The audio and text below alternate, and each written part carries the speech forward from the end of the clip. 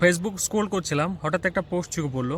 পোস্টে এটা লেখা আছে যে ডিসেম্বর জানুয়ারির মাসে খুব ঠান্ডা, সেই টাইমে সৈনিকদের সঙ্গে অফিসারের মিটিং চলছে এবং এবং অফিসার বললেন সৈনিকদেরকে নিয়ে যে ওই পাহাড়ের টপে যে দুশ্মনের যে ঘাঁটি আছে সেটা কবজা করতে হবে।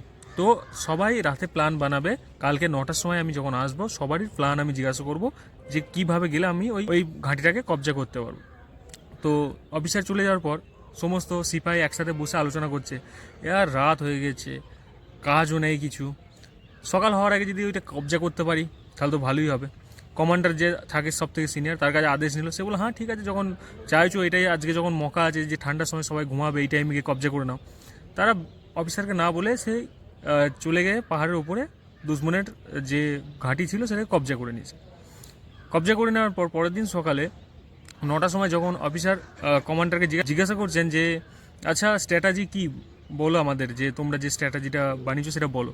তখন বলছে সাবজি স্ট্র্যাটাজি তো কোনো বানাই নেই, তবে যে দুশ্মনের ঘাঁটি ছিল সেটা কিন্তু এখন আমাদের কবজায়, মানে আমরা তাকে কবজা করে নিয়েছি। তখন অফিসার বলে আরে ভাই আমি তোমাকে স্ট্র্যাটেজি বলতে বলেছি, ওটা কবজা করতে বলিনি। তো অনেক সময় কি হয় আমাদের লাইফেও যে এই ভাববো এইভাবে শুরু করব বা এই রকমভাবে করব বা এই স্ট্র্যাটেজিতে করব, করতে করতে আমরা কখন পিছিয়ে যাই বুঝতে পারি না। যে কোনো কাজ শুরু করে দাও, হয়ে যাবে। নিজের উপর বিশ্বাস রাখতে হবে যে আমি এটা পারবো বা হয়ে যাবে।